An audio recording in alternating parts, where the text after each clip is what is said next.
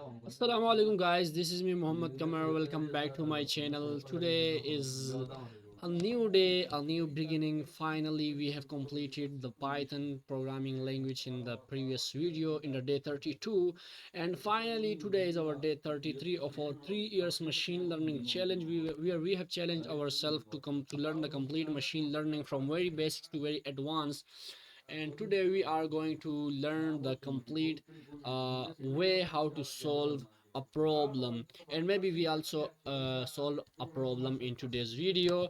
But I'm not sure, as you know that I study only for 1 hour, but nowadays I do not have that much time to do so. Yeah, so today's video is that I am gonna show you how to solve a problem. I have made this file that will help us to solve any problem that we face in programming. Okay, if you want to solve a problem, we will use these methods. And one thing more is that here you can see that I have created a 30 days Python problem solving. You can think of why 30 days when I am writing here as for 2 months. Right here you can see that here, when I remove the cursor here, you can see for 2 months Python practice for 2 months. So this is because in these 30 days we will just practice the Python programming language. We will not make some real world projects, but after these 30 days I will enter the real world projects, which will include the practice of Python as well as some real world projects. Okay, and we have already stored so many projects for us. We can solve these 500 practice MCQs or practice example questions that will help us to learn Python, but these are with the solutions. So we will maybe just read it or maybe practice it. I am not sure right now, but here are the 140 plus programs that we can do. These are simple programs. These are not that much big programs, but here I have some more programs which I am not sure where I have stored them right now. I forgot about it. Here is the whole 32 days journey that we have completed finally. And right now I don't know where I stored my uh, the programs that I wanted to make. Right, I wanted to make the programs that I have stored. So here is the data science folder, and in this we have some projects like this. Right here you can see them. We will do this but after learning the complete machine learning, and we have some books from Python for machine learning. We have some practical things, exercises, something that we have I guess I have done also already. These are the projects that when I was learning Python I done these things. So now we are going to learn how to solve a Python problem. Okay, a programming problem. How to solve a problem we will learn in today's video. We will use these methods for solving a problem, and I guess it is very important for every programmer, every beginner programmer, to know if he want to become a good programmer. So first of all, here you can see that how to solve a problem in programming. Step number one is to understand the problem. How to understand the problem is that, what if you don't know about the problem? So if you don't know about the problem, how can you solve it then, right? So for this you have to read the problem carefully. For example, if we have a problem to find the factorial of a number, and I don't know what is a factorial. First of all, I don't know what is a factorial, so I have to ask the Google or ChatGPT to tell me about what is a factorial. And then when I know about the factorial, that what is a factorial, then I will study or search on the Google or ask the ChatGPT to tell me how we can find the factorial of a number. Then when we know these things, this in just the general language, right, in our own language, then we will break this problem into inputs, process and outputs. We will think of, are we required of inputs in this problem while solving this problem? Are we required of taking inputs from the user? And then what are the processes we can do on this number or on this input to give some output which will be the factorial of a number? So we will break every problem into mainly three things, which is input, process, and output. Here is the example. We have input, which is a number. Of course we will ask the user for a number, the number that he wish or he want the factorial of, right? So then we will do some processes, some methods or operations on this number to give the factorial of this number to the user. So what we will do is that multiply the number from n, or from 1 to n. 1 means 1 and the n means the number that is given by the user. So we will multiply every number from 1 to n, so it will be a factorial of that number, and this is the output. This will be the output value that we will give to the user. Then we have step number 2. We will think of the problem in simple plain English, which is called pseudocode. Pseudocode, before writing Python code, describe this is not just the Python code but any programming code. Before writing any programming code, you have to describe your solution in steps in English language, in simple English language. You can first step, we are taking input from the user, then we will starting the result with 1. In first of all we will have a result 1, and then we will loop from 1 to the number, multiply the result by loop counter, right? And then we will number, the fourth step is to print the result. So this is the pseudo code or the plain English code. We will first of all write these things. If we can write this, then we will convert this into the real code. So this helps us think like a programmer before coding. So coding is not just doing coding, but coding is thinking like a programmer, thinking to solve a problem. So everything goes in your mind. So this is very necessary or important to do the pseudocode before writing your own code. If the code is so much easy, you can use the direct code, but the pseudocode is again very important. Okay. Then you have step 3, write code by yourself. When you have completed your code in the pseudocode, right, then what you have to do is that just write the code, the pseudocode, into Python code.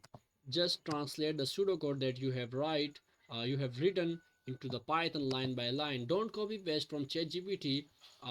It means that if you are asking the ChatGPT to help you in the problem solving, then you are not required of, or you should not just copy and paste from ChatGPT, but you should type it by yourself.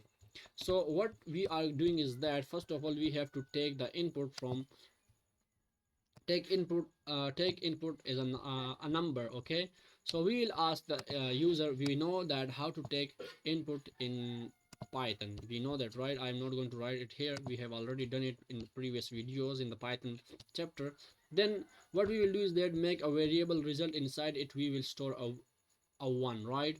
Then we will make a loop from 1 to n number. So when we know that from when to when we have to run a loop, we use the for loop. So we will use for any number that for example for n, so we will write that for in range, right? So we will write from 1 to n, and then we will multiply the result, which we have 1 right now. We will write the result multiply by the number, which is the number. We will write the I, right?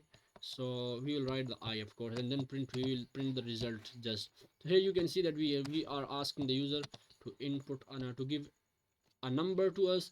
Then we will write the result. Then for I in range 1 to n plus 1. Why n plus 1? Because any number that is given by the user is written here, the n. Let's say he write the 5, but this loop goes to 1, from 1 this one to 4, not to 5. So that's why we have to plus 1 add here. Okay, and then we will write the result multiplied by this I, and then we will factorial is the result is going to be the factorial. The fourth step is to debug an experiment.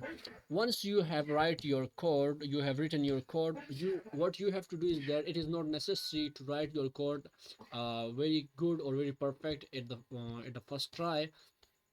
That's why when you run your code there, try it with the your with different inputs. If it is perfect, you think that there is no issue in your code, then give it some different inputs. Maybe it give you error, but if do not give you error, it is good. But if it give you error, so what you have to do is that debug by printing the values inside the loop. This you can call it experiment or debug. You can ask for ChatGPT for it to how to debug your code, and or try it by yourself. What here is I am suggesting to you is that just print your values inside the loop. Like you are running this loop and you think that the result is not okay, then print your result here first of all inside this loop, so that you will know that what is the value here right now. It will give you the value, and then you will understand what is the error there. Okay, the fifth step is optional. If you do it, it is good. If you do not want to do it, it is completely okay. So what you have to do is that just improve your code. Once the basic version works, try some other ways.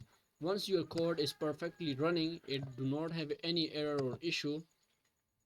So what you have to do is that try some different methods. Like this is the code that we have written, for example. So you can use some different methods like math library and then factorial method, and it will give you the direct results, which will be very fast and very easy for you, right? You can use the recursion, you can use this Python math library, so that you can compare your speed, your code readability, and different type of things. Okay, you can improve your code by the way at the and this is the answer actually. And then the answer and the most important question is that how to use ChatGPT smartly. Many people use ChatGPT for solving problems, which is okay, which is completely okay. You also use the ChatGPT, but not fully, but smartly. Instead of copy paste, what you have to do is that just ask for the hints from the ChatGPT or for the logic, not for the full solution. Okay. For example, how you can ask the question is that for the ChatGPT, go to ChatGPT and write that how I can calculate factorial without using a library or anything that you think that you are solving right now. So if you are stuck, then ask why does my loop give the wrong result. You can ask if like if here your result is not giving you the correct answer, ask the ChatGPT why it is not giving me the correct answer. Don't give it your code. Do not ask it for code. Just ask it for hints or for logic. Okay, and then use ChatGPT as a debugging partner. You can write your code and debug it using ChatGPT, but not directly from ChatGPT. You can use ChatGPT for debugging, but just asking the hints for debugging also. Do not directly copy and paste. Okay, and here I have also written that not ask for the as a code generator. Just use it as a debugging partner. Then the some other things is that we will do some daily practice routine, and this is for you also. If you want to be a good programmer or a good problem solver, what you can do is that pick one small problem daily, like check prime number, check the palindrome, check the Fibonacci. So you may think that what is prime. Well, of course, prime number is not that much hard, and it is so much easy. Palindrome is also easy, but what is Fibonacci? So you can ask the ChatGPT or search in Google that how or what is this. First of all, you have to understand it, the problem, and then you have to solve it. Then the other thing is that you have to write the pseudocode first, then code it yourself. And the third thing is that use ChatGPT only for hints, explanation, or debugging helps. Do not use it for complete solutions. So this was about how to solve a problem in programming. Here we have 30 Python problem solving plan. We 30-day Python problem solving plan, and this is so much easy. We will just exercise or practice our Python. And we are not going to make some real world projects in these 30 days. And these are not just the programs that we are gonna do, but maybe we do some more projects also, some more simple programs that will help us to understand the Python programming as well as problem solving. And then we will start doing in the next month we will do some real world Python projects which will help us to add it in our resume or maybe on our portfolio or GitHub. Okay, you can add them also, but you can, but of course uh, the more good you have the projects, the more easy it for you to get a job or get good at programming. So this was about it today's video, guys. Hope so you like the video, and make sure to subscribe my channel and like the video as it motivates me so much. And thank you for the 36 subscribers. Thank you once again. See you in the next video. Allah Hafiz.